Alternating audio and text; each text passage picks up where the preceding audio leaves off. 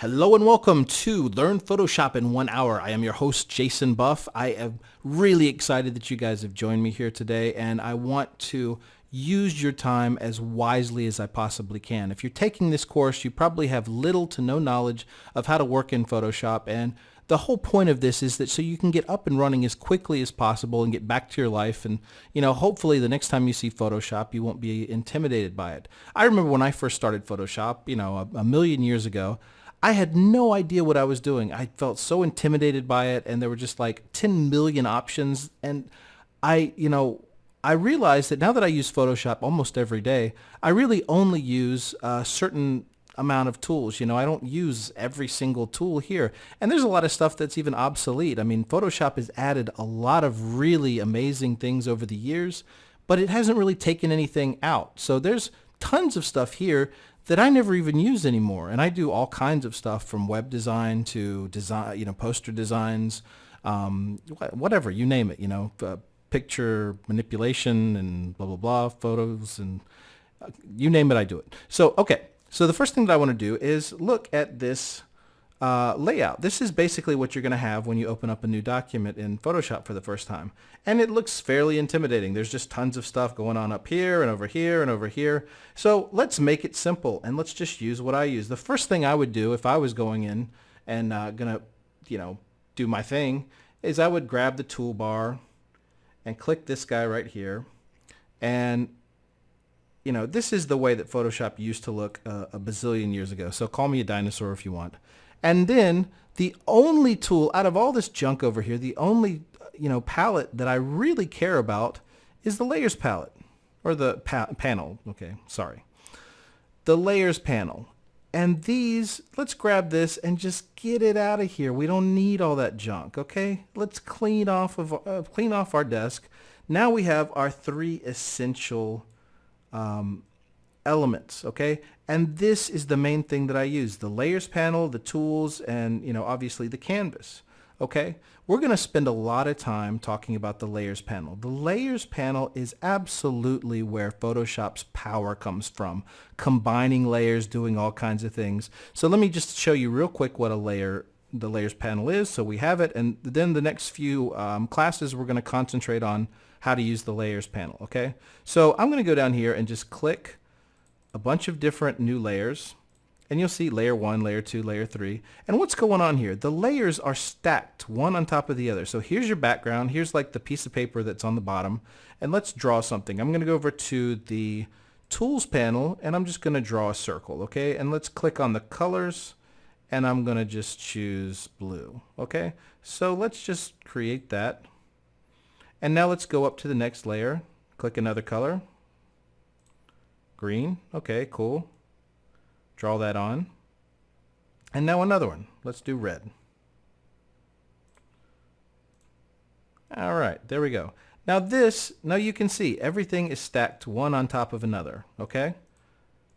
And that is how all of Photoshop works. It's just one big stack of things, one on top of the other. If you want to move something, you can move this underneath here. You can move the green to the bottom. You can, click on the arrow over here and move everything around. This is the key to Photoshop, is that layers interacting with each other, one on top of another. Some layers are transparent. Some layers have, ways of blending together. Let's say, for example, don't worry about, we're going to get into this later, but overlay, this is going to overlay this, and then this layer is going to be transparent, whatever, and it's just like, it's a combination. It's the way that you use your layers is how you're going to create your documents, the way you're going to work with photos, the way you're going to work with web documents, whatever.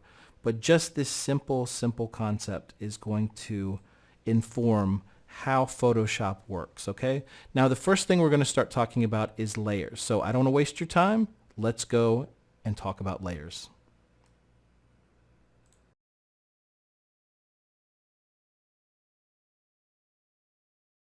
Another key component of layers is masking. Now, how do you mask, and what is masking, and what the heck am I talking about? Well, okay, we've got this orange ugly square here sitting on top of a beautiful blue circle. Now, what if I want to take parts of this square and make it see-through, transparent? Well, I can go up here to the opacity and bring it down, but that'll just work for the whole thing. And I can do the blending modes. You know, I can do this guy over here. And that's one way, but what about just parts of this? What if I want to take parts of it and make it see-through? Well, I go down and I need to create a alpha channel. Okay? And an alpha channel is the channel that shows you where you see the layer and where you don't see the layer. Okay? Where it's invisible and where it's invisible. So I go over here and I click this. And you can see I can select this side or this side. When I click on this side, everything over in the colors becomes black and white because you can only use black and white on the alpha channel. So let me get a brush here and you'll see I'm drawing in black. And everything I draw on there is going to make that part of this picture invisible. And it works for grayscale too. So if I do if I draw a gradient, I just grab the gradient. You know, you can choose what kind of gradient you want. So let's do that. See? You get a really nice blend from black up here, which is totally invisible, to white. And slowly going from black to white, it gets more and more visible. And you can do the same thing on every layer. So let's do this on the bottom layer with this, what is that? The oval too. Okay, I'm going to take the gradient over here and drag that across. And you can see now I'm dragging it, just playing around. Or I can grab a brush, I can draw on that.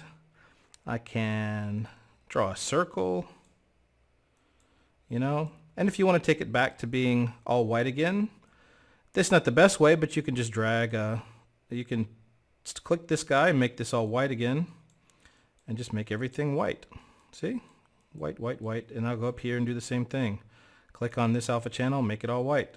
See, now you see it all again. And that, my friends, is what masking with alpha channels is all about.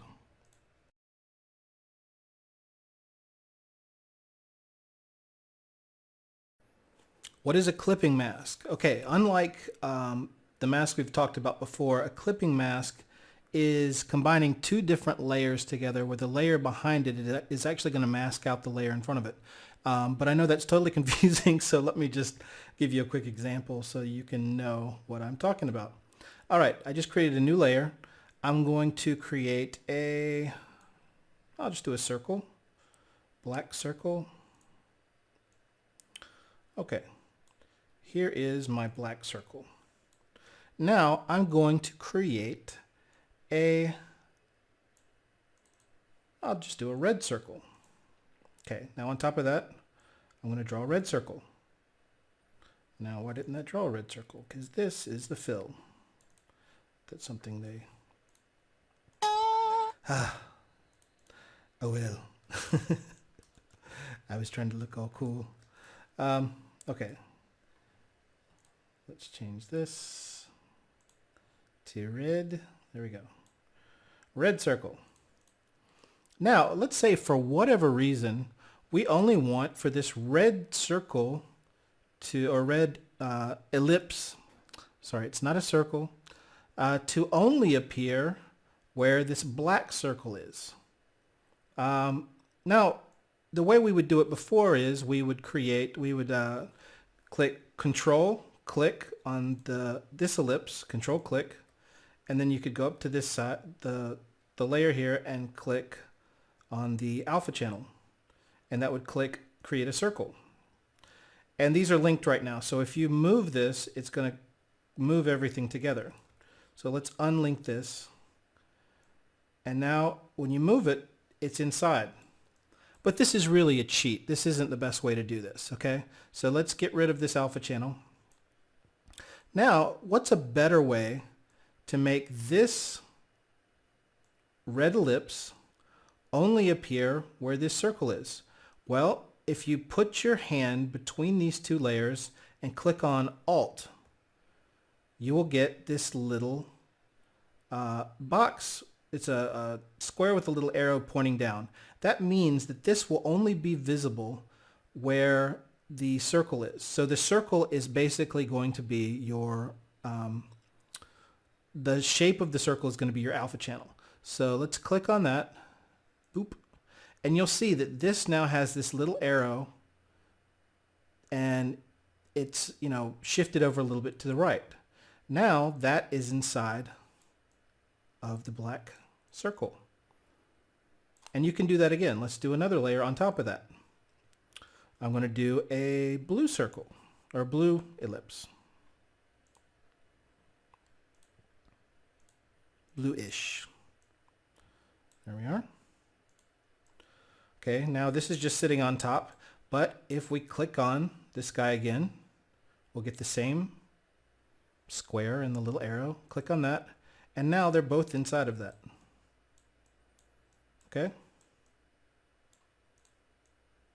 And you can move them, you know, you can change which one is on top of which one. You can, you know, change the opacity or the transparency. So why do you really need this? Well, you can use this in a lot of different ways, and I'm constantly finding out different ways to do this. Let me delete all this.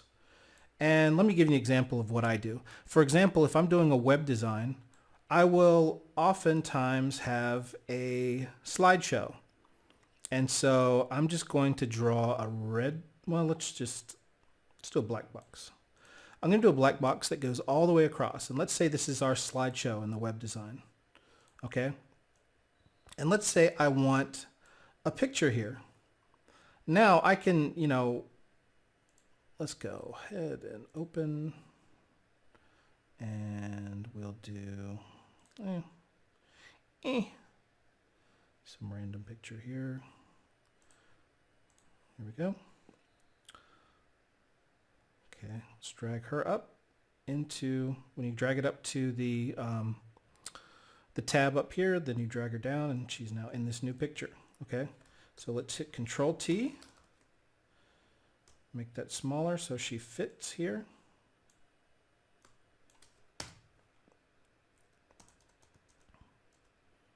Okay, now if I only want her to appear where that slideshow is going to be, I can just click on this guy again, and she will only appear where this black box is.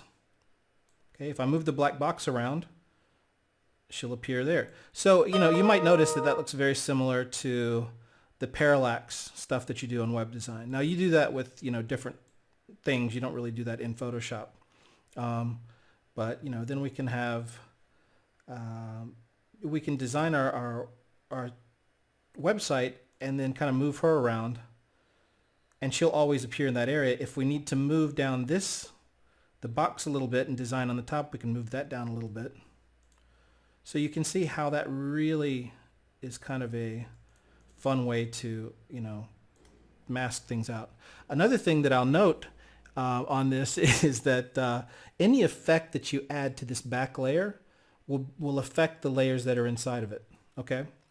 Now, let's say, for example, you want to add a little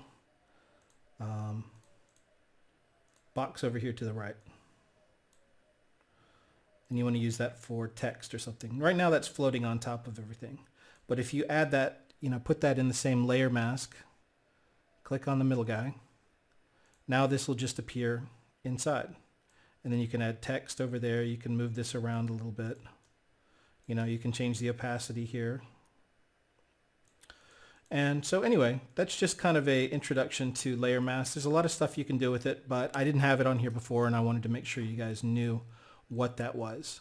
All right, that's it for now.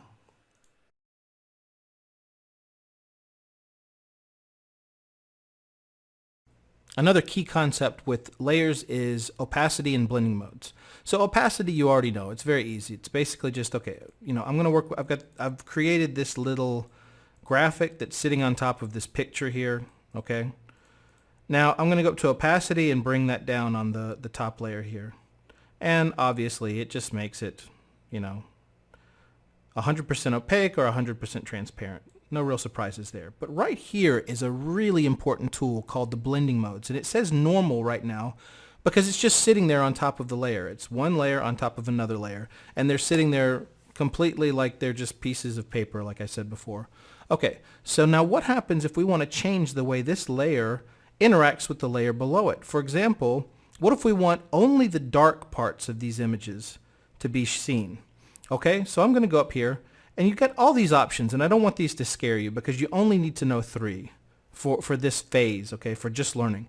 I only use multiply, screen, and overlay. So let's see what these things do. If I do multiply, what happens? Haha! Okay, now multiply means that all the dark parts of the image are showing, okay?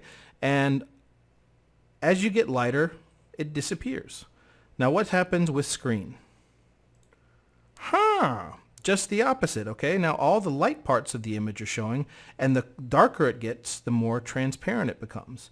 Now let's try overlay. Very interesting. Overlay, what does that do? That makes it, basically makes this top layer like a film on top of the layer below it, okay? So you see through it almost like it's kind of like putting a 35 millimeter film or a transparent image on top of the image, okay? So everything that is gray is has disappeared, and then we see our white and dark values, but they look almost like a film on top of it. Now all of the other options here are kind of different variations of these, and you've got like one that's got, will make everything in the layers below it look a certain color and the saturation and blah blah blah, but just for right now I just want you to focus on those 3.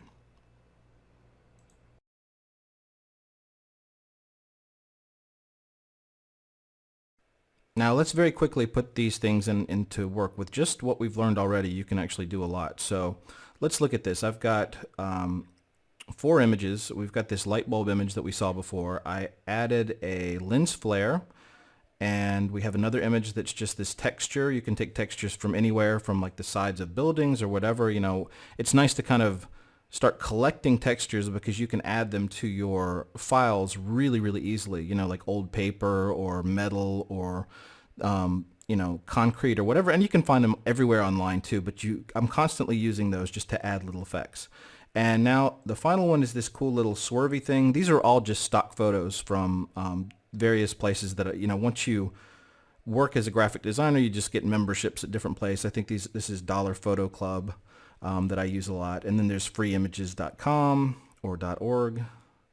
But anyway, there's just do a Google search for free stock images that have no attribution. Okay, that's important. Okay, now let's say, for example, I want to take this image of the lens flare and only have the white parts go on top. I want to have it look like it's coming from this light. Let me click on this guy. And how do we do that? If you can remember, think for 1 second, how would you make just the white parts of this image go through?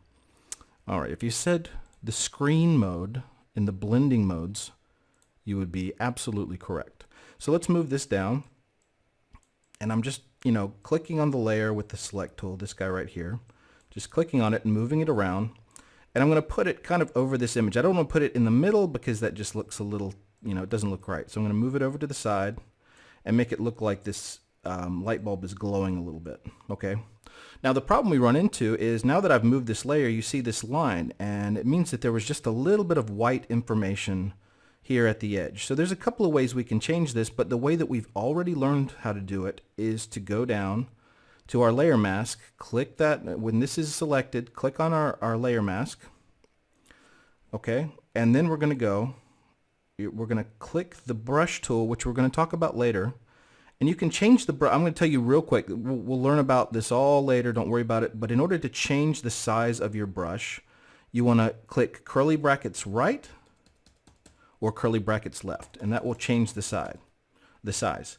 You can also change how hard or soft the brush is up here. Okay, this is a palette, but we're going to get to all that later. This is just to give you a demonstration of the layer mask. So we're going to go over here, and don't worry about that. We're going to just color this part in with black. So now it blends together. You don't see it anymore. That line is gone. And a lot of Photoshop is just blending things so it looks right to your eye. Now moving right along, let's go up one layer, and we have this guy. Now what do we do if we want to add this texture to the image? Well, probably the best 2 ways that we have right now would be multiply which would take all the dark information and put it over on top of this, or overlay. Okay, now I think overlay works pretty good, but it doesn't work when it's 100%. So what I'll do is I'll go over here and I'll take down the opacity. And you can see that it's going to just add this texture on top of the image. Okay. Now multiply actually does a pretty good job. So you could do multiply and see if you like that better. There's no right or wrong. But I just want to show you what these things do. And now let's go up here to this guy. You know, we'll leave that. I'm not crazy about that, so I'm going to turn that off. Now let's go up to this top guy, and we've got this cool little line. Now what if we want to add this line here to the image and just give it a little bit of oomph, I'll call it. Well, we want to get rid of the white part and just have this part, the wave part showing, okay? So again, we can just do multiply and see what we get. Okay, that's pretty cool. That actually, it doesn't work great. Okay, so it doesn't work great over here, but it kind of works over here, and then we have this line here. So the next step is what? Go down to the layers, layer mask, click on that, and then we're going to draw black in all the areas that we don't want it to appear. Okay, let's draw that out and draw that out. Okay. And this blue doesn't really match. So, you know, we'll go into changing colors and things like that, but I just wanted to give you an example of how you would start combining images together and making them look, you know, I do this. This is one of the most important things that I do with Photoshop, is just to start combining layers and making them all flow and kind of work together. And as you can see now, okay, all of these elements are coming together. You've got this lens flare. You've got this guy. If you want to add the, you know, the element on top, doesn't really look that great. But sometimes if you bring that down, the opacity down a little bit, it adds just a little bit of texture. This actually works a lot better on pictures. You know, if you're taking a picture of you know, somebody and you want it to make it look older, or if you're doing an ad and you want to take, for example, like when I do posters for movies, I'll overlay, you know, kind of a rough texture on the top, and it'll just add this realism to it, and it'll get everything in the image will have this texture to it. So we'll touch on that later. I'm probably going to do a skill lecture on, you know, creating posters or creating like the aged look. So we'll use this a lot more, but I just wanted to give you a quick rundown of things that you can do with the skills that we've already touched on.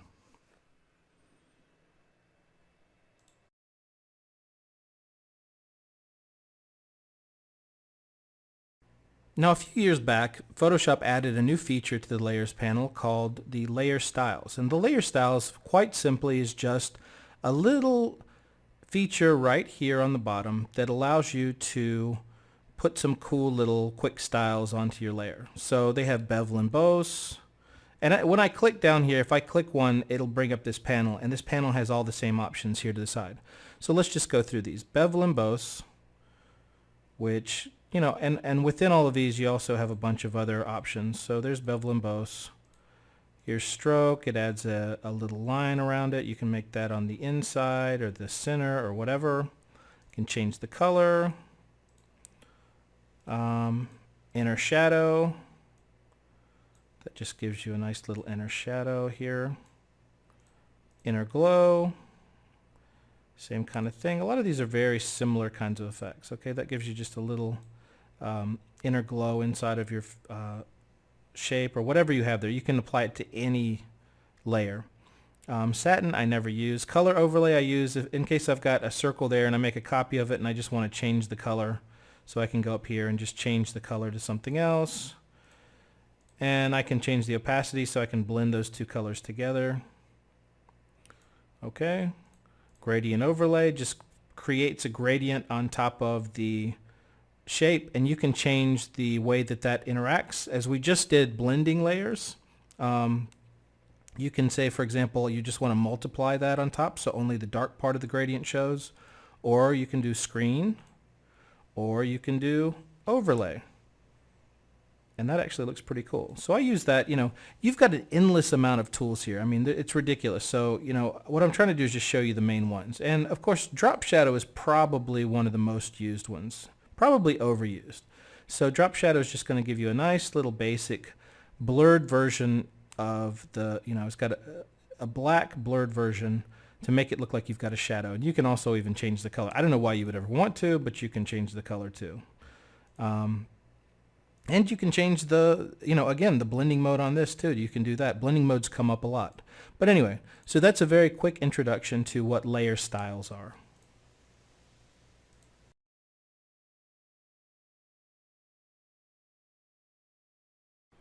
Okay, so here we go again. This is my second time recording this, but for some reason the audio didn't work on the last file. So I had a special request from Gene, one of my students, to explain in better detail how to work with images on layers, or how to create image layers. So basically what I'm going to do, right now you can see that I have Photoshop open. I haven't done anything with it yet. There's no file open or anything. So the first thing that I'm going to do is go up to File, Open, and as you can see over here, you can just do Control O. So let's just do Control O. And here's in my pictures library, I have a bunch of stock images. So I'm just going to pick this guy right here, okay? I'm going to click on that and click Open. It'll take a second, and then, okay, here we go. Now what do we see here? We now have the one layer that is the background image, and it starts out with a lock here. That means that this layer is locked. Photoshop always locks the background layer just because you have to have at least one layer to have a Photoshop file. But you don't really need that, so we can just drag that and throw it out. Okay? So your Photoshop document, when you open up a picture like this, your Photoshop document is the same dimensions as the picture. Okay? So if you look down here, you can see it's 25%. This is actually a high resolution file. So if we click Control plus, you can go in there, and this is 100%. So this is showing the resolution on the screen at 100%. Okay? And that means that, for example, if you have a picture that's 300 dpi, dots per inch, that means that when you print, the actual resolution of the image is going to be higher than that of your monitor. So if your monitor is 72 dpi, which most of these monitors are, you have to shrink down the image to see the resolution. I hope that makes sense, because if this is very high resolution, if you're going to see it at full resolution, it's going to be bigger. Okay. Now, let's say that we want to create a header for a Facebook page, and we want to use this image. How do we do that? The first thing we would do is go up to File. We would need to create a new Photoshop document. Now, you'll notice one thing up here. This is a tab, okay? Now, you can work with multiple files, multiple Photoshop files inside of the program at once. It's like working with, internet browser. You can have multiple pages up at once. So if you open up another file, you're going to get another tab right here. So let's do that. File, New. And I'm not sure what the dimensions are for Facebook, but I believe it's around 850 wide, width by something like, let's just say 400. When you upload a file to Facebook, it'll resize it for you, so it's not absolutely essential. Resolution 72, because it's going to be a web graphic. Color RGB, all this other stuff is fine. Okay, and we're going to name it Facebook header. Okay. All right. That looks, doesn't quite look like the right size, but whatever, it doesn't really matter. This is just a demonstration. Okay, now you can see again, we have this lock here and we have a white background. You can have, there's different options, so you can open it with different colored backgrounds. It doesn't really matter because you're gonna fill everything in anyway. So I'm just gonna leave that the way it is. Now I'm gonna go back, you can see we have our tabs here, so I'm gonna put tab on this one. Now I'm going to left click with the mouse and drag this over. Now if this was locked over here, you couldn't do this, but now you can drag it, and I'm going to drag the mouse up to this tab, and now you can see it changes to the other document, and I'm going to pull it down, and now you can see that this image is on layer 1, and you still have the background. If you click on the eye, you'll see the background. But what you'll notice now is that this picture is fairly small. okay, because this is 100% resolution. So what I'm going to have to do is hit Control T, and I can scale back hitting Control minus, minus, minus, minus, minus, minus. Okay, and you can see how much bigger that image is than the canvas that we're working on. So I'm going to go up here to one of the handles. You can see when I grab the handle, you can see the arrow changes. And I'm going to click on that and start dragging it towards the middle. Now if I hold my hand on Shift and Alt, it will make sure that the image doesn't distort. It stays the same dimensions, the same height dimension by the same width dimension.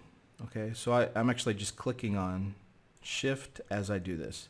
And you can always, you know, as I've said before, you can always just hit Shift, Control, and Alt. They give you different options within the same tool usually. So now that it's this size, I'm going to click Enter. There we go. And I'm going to click Control plus, plus, plus, plus, plus, and get this to 100%. And now I can move this picture around. Okay?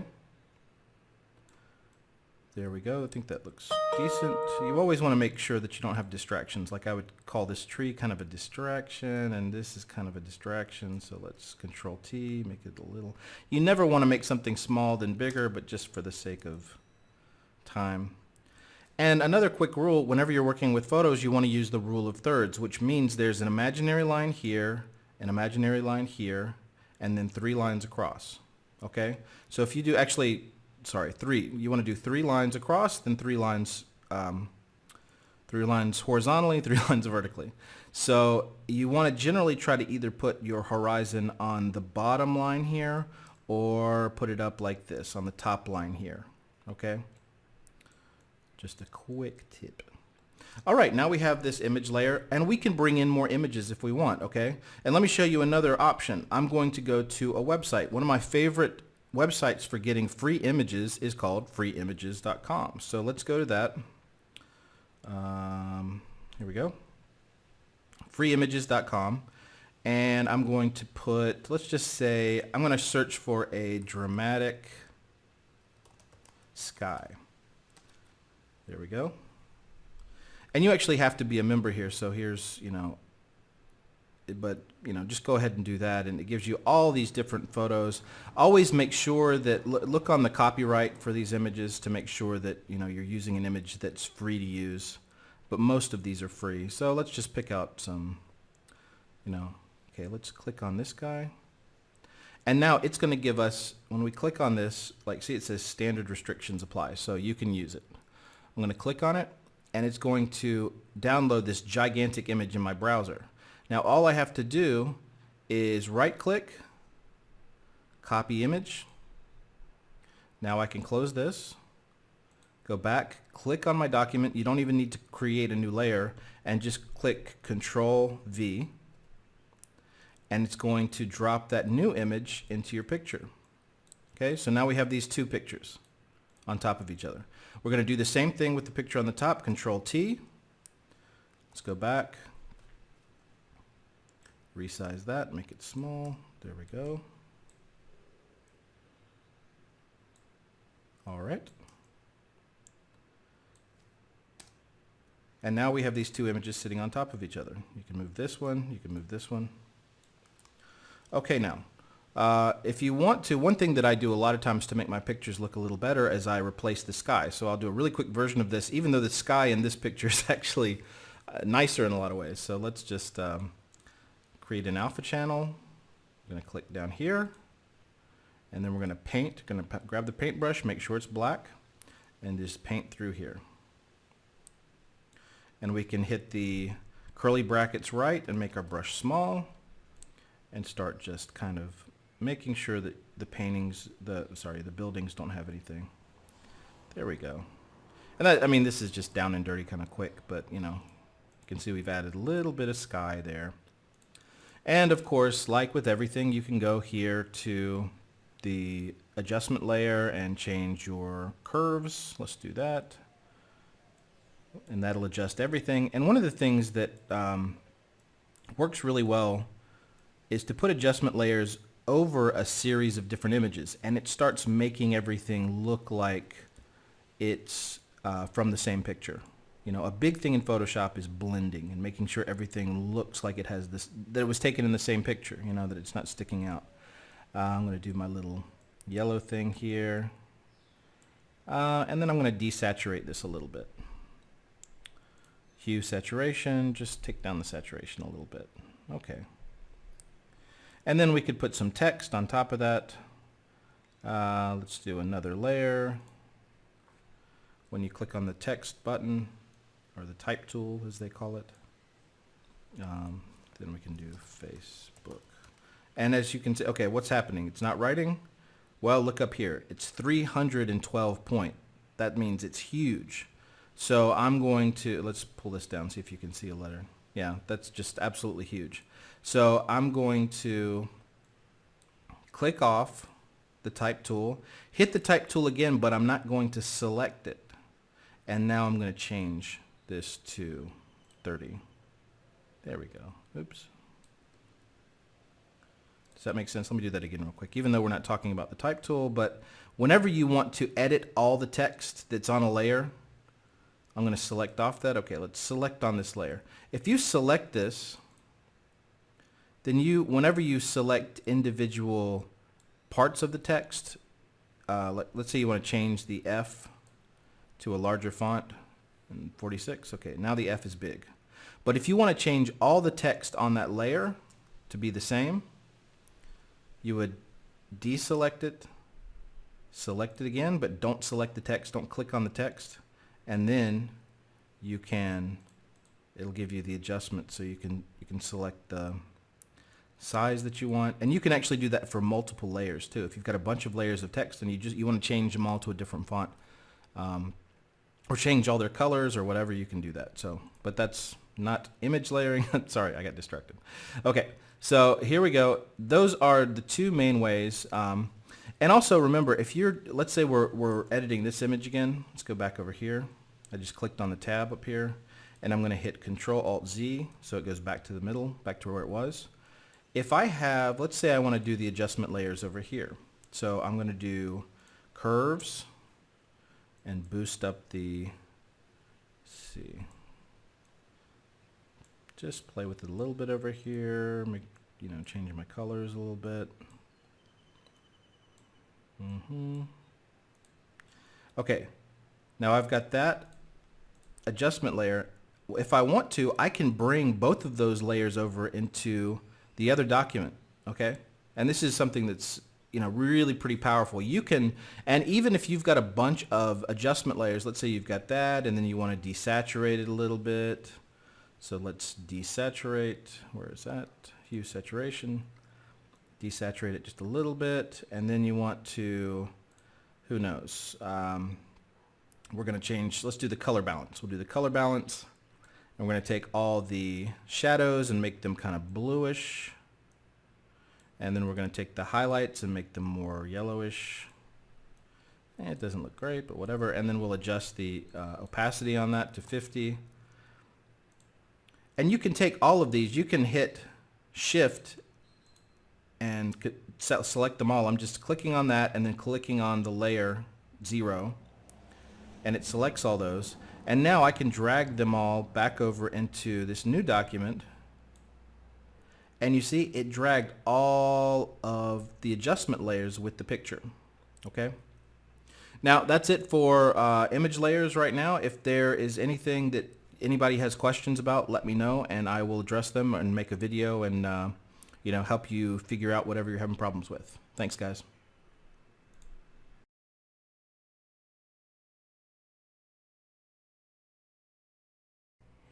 Okay, now here's a very quick introduction to brushes. Brushes are very, very powerful, but I'm only just going to brush the surface. Oh, man. I've still got it.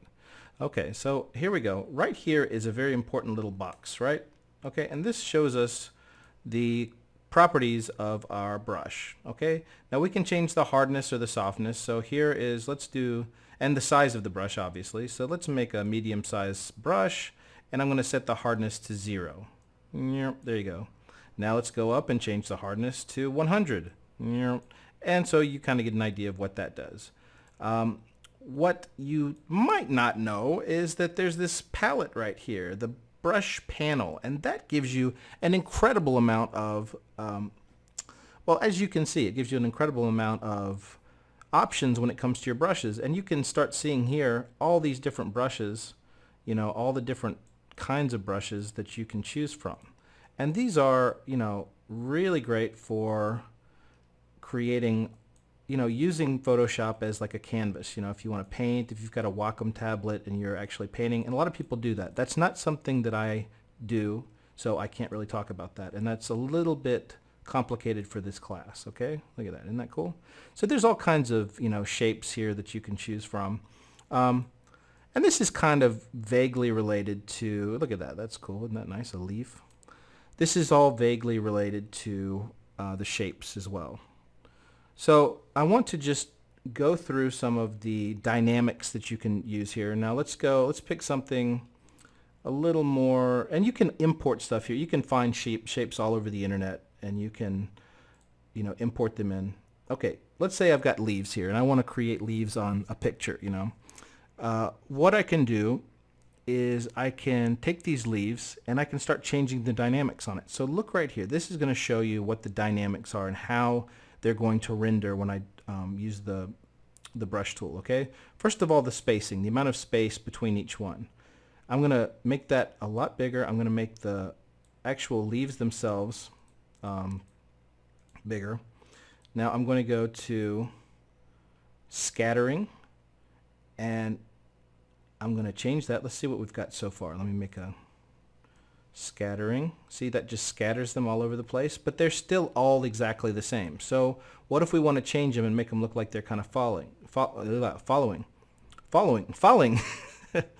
Let's do size jitter. What does that do? Let me go Control Z, size jitter. Okay, that makes the sizes different. Now let's do minimum diameter jitter. Okay, that doesn't really do a whole lot. Let's do angle jitter. Whoa, okay, now that's getting cool. Angle jitter is making them go in all different directions. Now let's try roundness jitter. What does that do? Okay, now we're rotating the leaves so they look like they're going on in different directions.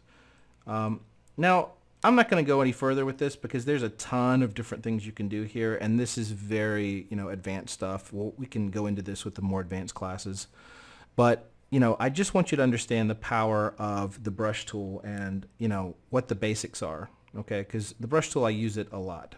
Okay, so that's it for the brushes tool, and we will start with the type tool next.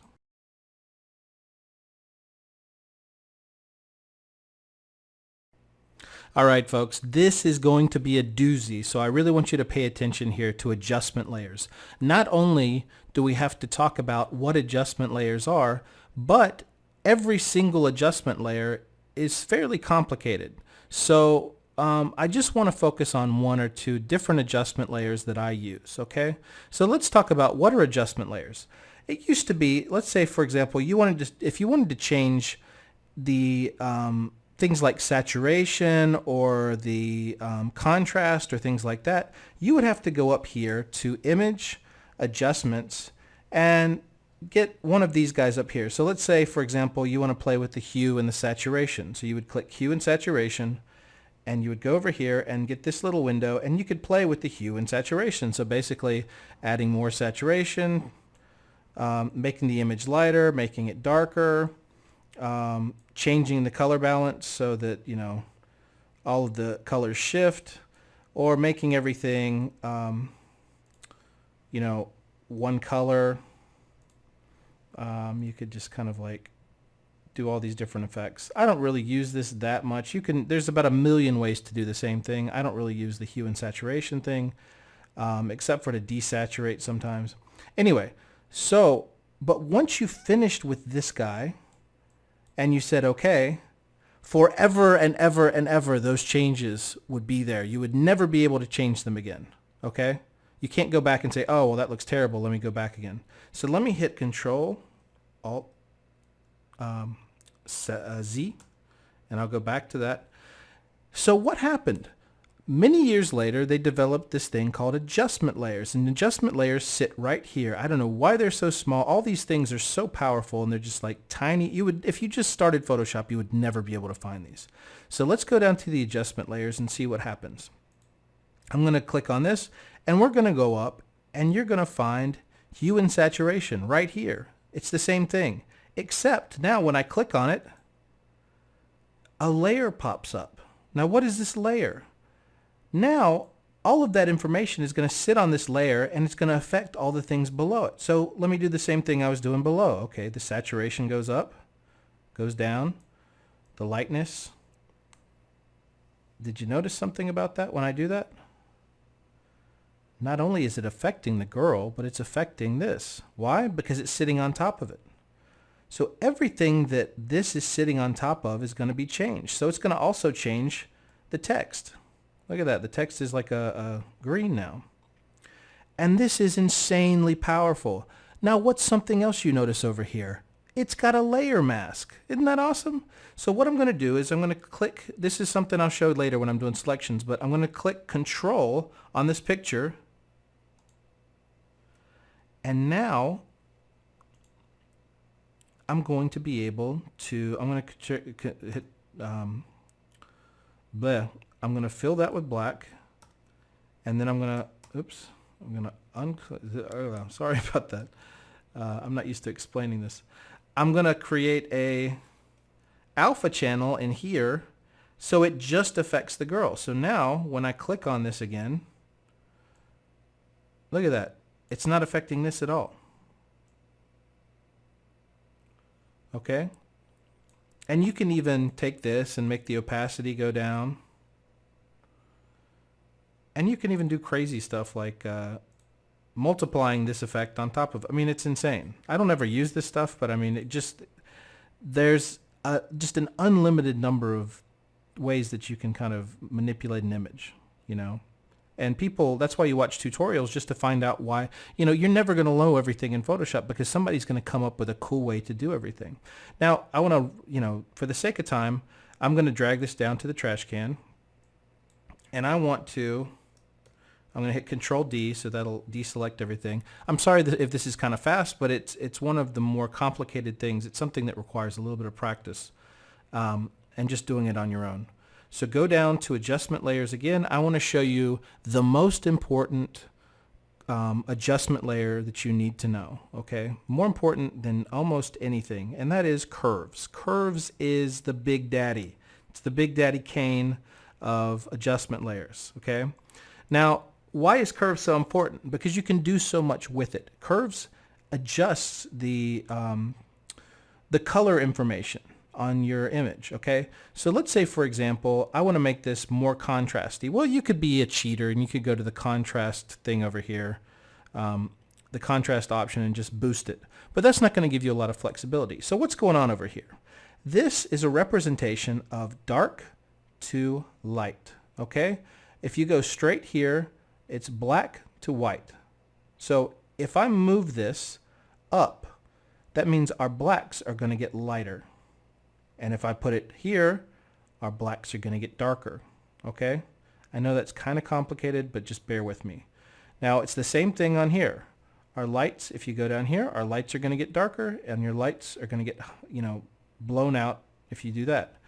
Now, if you want to do a contrast, adjust the contrast, what you want to do is boost the dark and then boost the light. And you're going to get a more and more contrasty image. But the difference between this and just the simple, hitting contrast is the level of adjustment. So you can get in there and really adjust exactly where, how bright you want things to get. Now let me talk about something else that's absolutely key with these. Not only can you adjust the light to darken the whole image, but you can pick the RGB values and how those individual colors will be affected. So let's go to blue. One of the things that I love to do is boost my dark area, boost the blue part of my dark area, and then drag right here down below so that goes into the yellow area. And if you look at this image, you start to see, wait a second, this is actually looking pretty cool. I mean, at least to me. this is something that I do on almost every picture. Is I boost the dark value, the blue and the darks, and I take this down. And you're getting more of like an Instagram look now, okay? Now what if I go to red? I'm going to take the red and I'm going to raise that just a little bit. And now you're starting to get this cool vintage look. And this is something that I do all the time. And I just want to show you this because this is really kind of advanced. But I want to show you how easy this stuff is further down the line, okay? So now we can take that. We've got this curves layer, and we can take it off, put it back on, and then we can do that again. We can even take it down and copy it, and it's going to be double. We have two of these now. And then you can take this and you can add, for example, let's see, what are we going to do? There's another one called the channel mixer that I use a lot. So we have a channel mixer, and we can take all of the, we can start messing with that, and that's going to affect the image as well. I don't care that much about the channel mixer. I don't care about you. But I hope that I've given you an explanation of basically what adjustment layers can do. If you just want to do something simple, let me shift click these two. And I'm going to go and I'm just going to click the, not hue saturation, brightness contrast. If you just want something, a really simple way to increase the contrast, just go to the brightness contrast and go up with it. See? But that's kind of boring. All right. Well, for the sake of time, I'm going to keep moving, but I hope you have a good idea now of what adjustment layers are. When you start working with pictures, if you're doing posters or you're dealing with really intense pictures, one of the final stages is going to be adding adjustment layers to the top and really fine-tuning your image.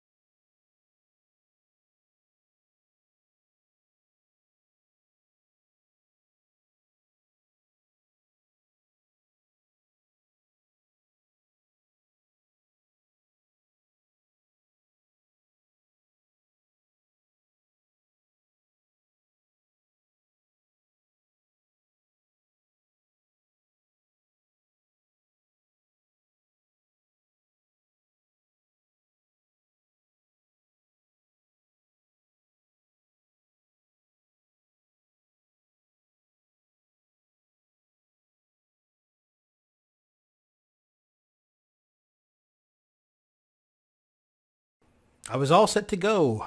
I even put the title, adjustment layers, at the top, and then I realized, you know what? I need to talk for a second about folders over here. You might have noticed that as we go, I'm adding more and more folders, and folders is a really amazing thing that Photoshop added, I think around CS4 or 5 or something like that.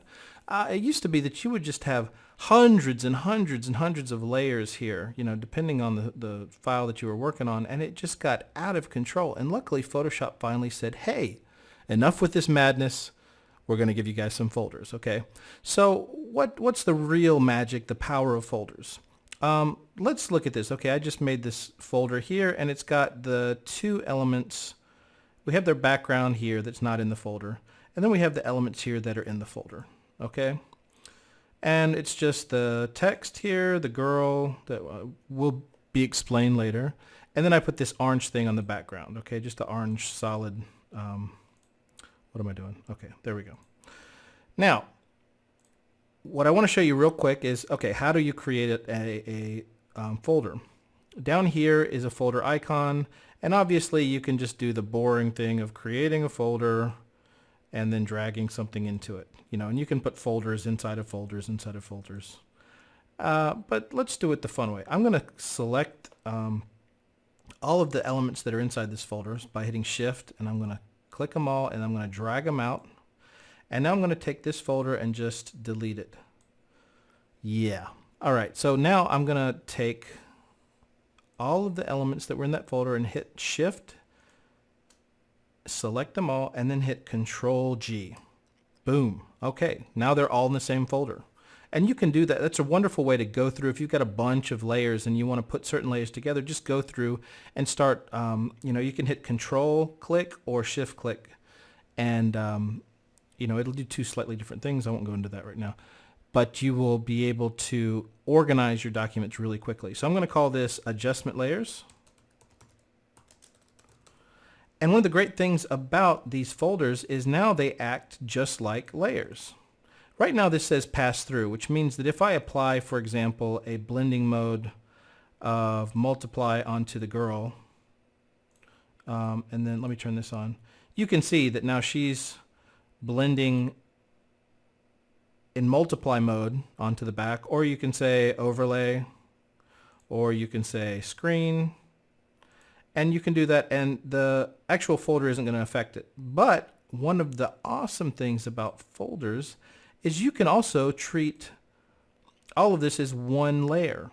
So you can give it a blending mode unto itself. I have to turn something on below it so it will blend on top, so it'll interact with something. So let's try this. Let's do multiply on the whole layer. Oh, look at that. So now it's multiplying on top of this blending modes layer. Our folder. Now let's try screen. Oh, and overlay. Oh, I mean, this is totally ugly, of course, but it just gives you an idea of what you can do. And also, another great thing is you can add an alpha channel. So if I want to put an alpha channel on this entire folder, let's see, I'm going to draw on this in white. Okay, and you can see over here, here's our alpha channel. It's affecting the entire folder. This is extremely powerful, especially when you start getting really, really deep into documents and you just want to be able to put a bunch of things together and work with it without, combining it, okay? And this goes into the topic of destructive and non-destructive. We want to always keep our document editable. We want to be able to go back and change things if we want to, instead of just combining things together, okay? And we'll talk about that later. But for now, that's just an introduction to folders.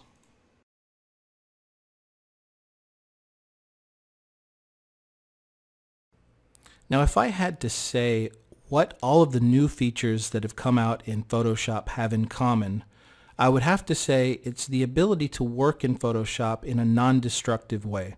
That means that as you're editing, you're not making permanent changes. It used to be that when you worked in Photoshop and you made a change, like you blurred something or whatever, you applied an effect or you applied a color or something, that would be there permanently.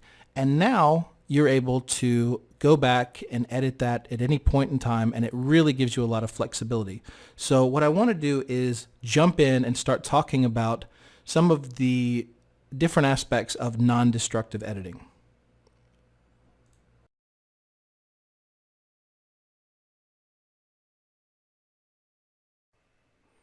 Okay, so now we're going to talk about smart objects. What is a smart object? Well, okay, let's say I want to bring an image in. I've got this professional image that I've just bought. Now I'm going to import it into my Photoshop document. So here it is. What? That's huge. Oh my gosh. Oops, let's see. That is a gigantic image. That is a huge woman.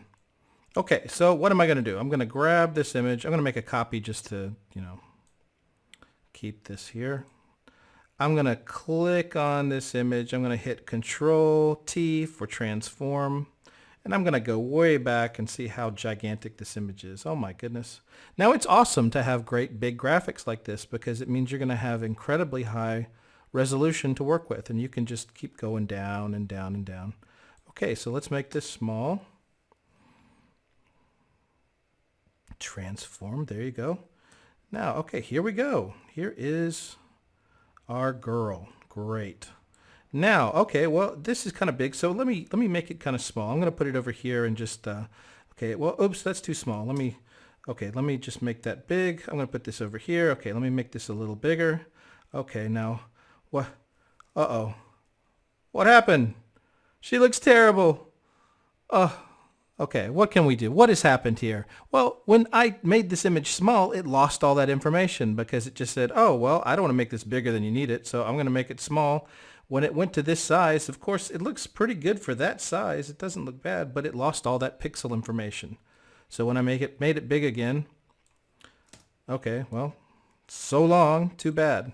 Now, what can we do here? This goes to the entire reason why Photoshop has become non-destructive, okay, getting back to that topic. So what do we do? Let's just get rid of that because it's terrible. And let's go back to our original image. What can we do to make sure that this image is going to stay at this high resolution? Well, we're going to save it as a smart object. And what is a smart object? It's a really awesome thing. Smart object, look, now it's got a little thing here. It means that we're no longer editing this picture. We're not touching the picture. We're touching a reference of another file. Okay, this picture is now stored somewhere else. Okay, the picture is stored somewhere else. Just don't worry where it's stored, but it's stored somewhere else. If you click on it twice, if you go over here and click twice, it'll take you to the actual file, okay? But now all we're doing is working with the reference file. So if we make it small, let's do Control minus, Control T. Oops, this is such a big picture. Control T. This is not the best way to do this. This is just the way I do it. So it's the best. Okay, now let's make this small again. I'm going to hit Control plus. Control plus, plus, plus. Got all these little helpers on there. Okay, let's do that again. Oops! I made it too small. Well, I guess when I make it big, it's going to have all that, it's going to lose all that information, right? Well, of course, I think you know not. See, now we can make it all big again, and we've still got all that information. Why? Because we're no longer working with the actual file itself. We're just working with a reference file, and we can make it as big or as small as we want to relative to what that original file was. Okay, you obviously can't make it bigger than the original file, but we don't need to. So you always, when you're working with images, the first thing that I do is I stop working with that image by itself, because you can, if you make it too small, you're stuck. You're not going to be able to make it big again. And now we're good. So there we are.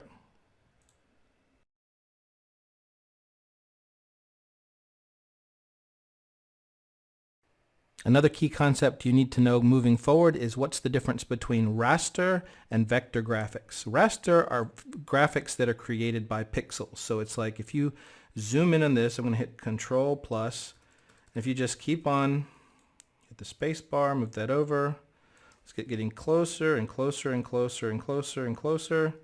you can see that this image is created by lots of small little squares and pixels, okay?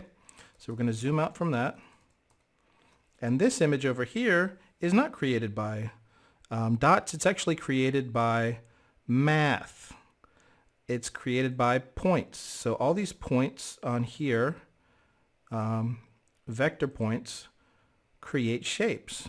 Now if you move this dot, it's going to change the shape. And these little handles allow you to move and make this shape into different forms. So things like logos are always going to be vectors, okay? If you have a designer that makes a vector, a logo in raster like this, then you are into problems. So anyway, that's a quick overview of raster versus vector graphics.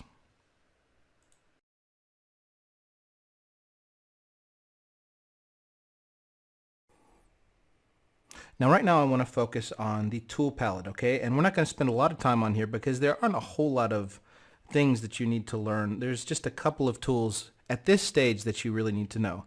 One concept I want to talk about is selections. Now selections are how you choose different areas of a layer, okay? So I'm going to go over here. Usually you have the square here, okay? So I'm going to click on that and go down to the circle. When I click the circle, you're going to see that there's these dancing ants kind of going around. That means that area is selected. So I'm going to make a new layer. And just to show you how this works, I'm going to click on the square and drag a square over the selected area. And as you can see, we get a circle. Why is that? Because we're only working with this area, okay? And if you fill in the color, it's only going to fill in that color, okay?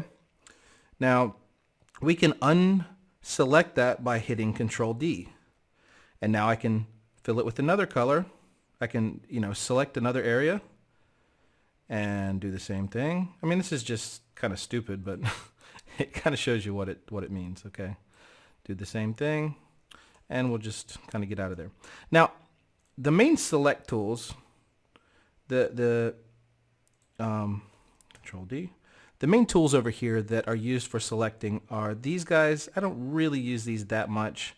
You can also use these guys over here to make selections. This is just you draw this and you can make a selection with that.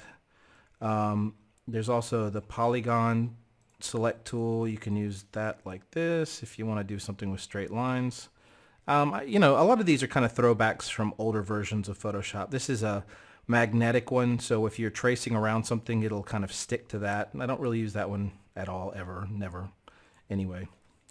Now there's one really cool one over here, and it's called the Magic Wand. And the Magic Wand you've probably seen in other programs. And this is another selection tool. Now how this works is this. Now I'm going to give you an example. I've got this guy here. Now this guy is not on a pure white background that covers the whole area, but he is on a white background. So here we are. Here's another picture. Now how do I make this guy look like he's on this background? Well, we have to get rid of the white, right? Okay, so the quickest way to do that is to click on the magic wand. There's other ways to do this. You can also make a shape around the guy. But let's just do this for now, okay? I'm going to click on the white, and this area is now selected. It's selected all this white. Now if you zoom in, Control plus, you can see that it doesn't do a great job selecting it. It's going to miss a few places. See right here? That's not all that well done, but whatever, we can work with it. Now the key here is that, again, we're going to do something that's non-destructive. We're not just going to cut out the white. On this layer, we're going to create an alpha channel, okay? So this is selecting the white. What we want to do is select the dude here. So I'm going to inverse that. You can go up to select, and right here is where you have all the menu items related to selections. Select, inverse, and now it's going to be selecting the guy, and it's actually going to be selecting all this part too, because that was part of the selection. Anyway, here we go. Now I've got this selection. When I click on the alpha channel, it's going to make everything that's selected white, and everything that's black, everything that's not selected is going to be black. Okay, so let's see what happens. Boom. Okay, now you can see this is not perfect, but it's pretty darn good. And it gives you an idea of how selections work.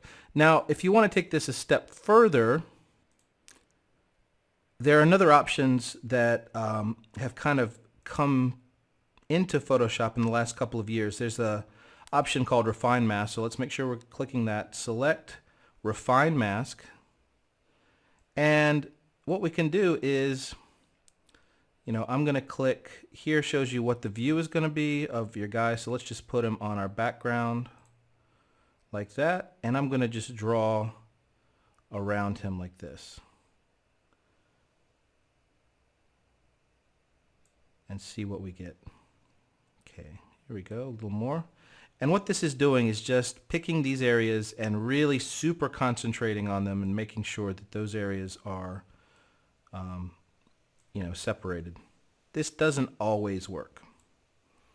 Like here, this didn't work right here. So this has got a lot of great little features. You can feather.